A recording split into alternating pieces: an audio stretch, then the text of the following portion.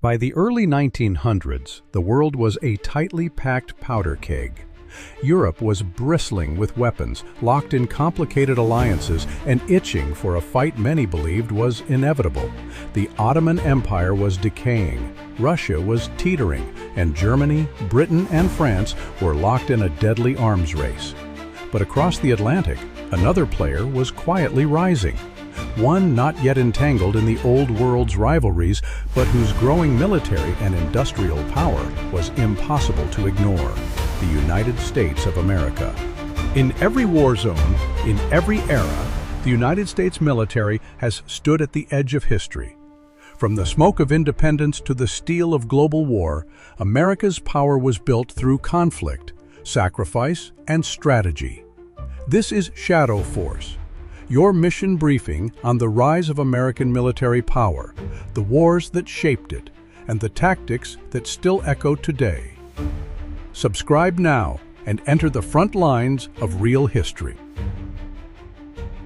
America's transformation into a global power didn't begin on the battlefields of Europe.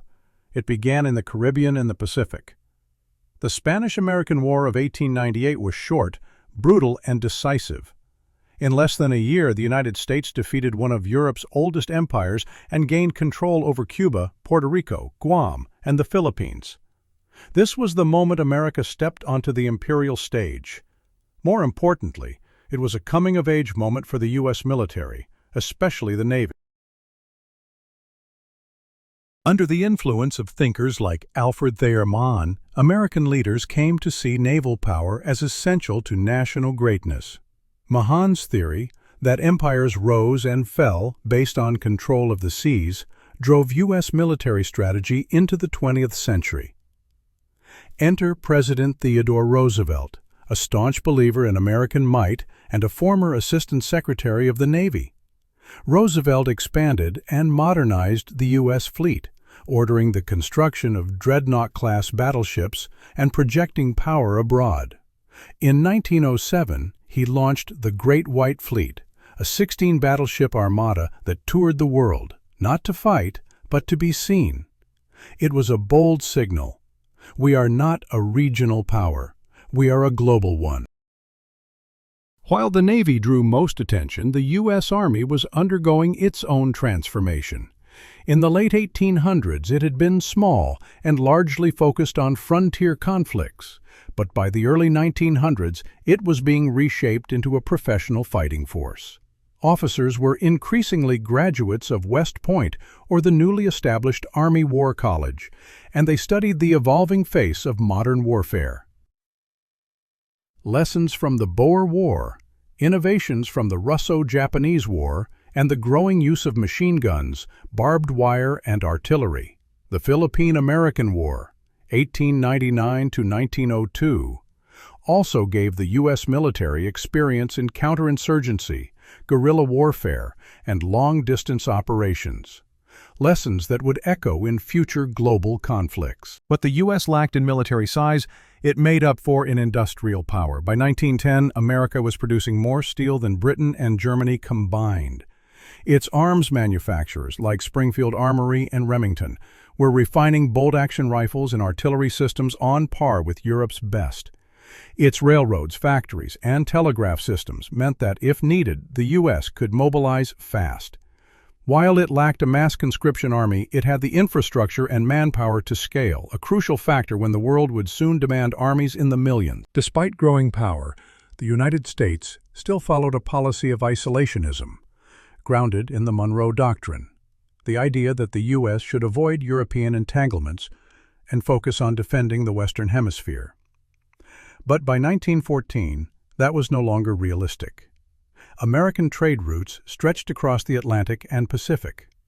U.S. bankers financed European governments. American companies supplied arms and resources to foreign armies. And U.S. territories now dotted the globe. Isolation in the political sense was increasingly incompatible with the nation's economic and military reality. On June 28, 1914, Archduke Franz Ferdinand was assassinated in Sarajevo. By August, Europe was at war, and the dominoes fell fast. Germany versus France and Britain, Russia versus Austria-Hungary. The Ottoman Empire soon joined in. The United States initially stayed neutral as expected. But global war had a gravitational pull.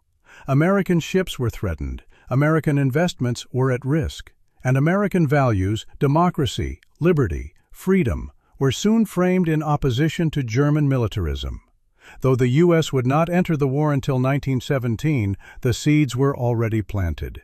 The military was watching, planning, preparing. By the eve of World War I, the United States was not yet a superpower, but it was becoming one.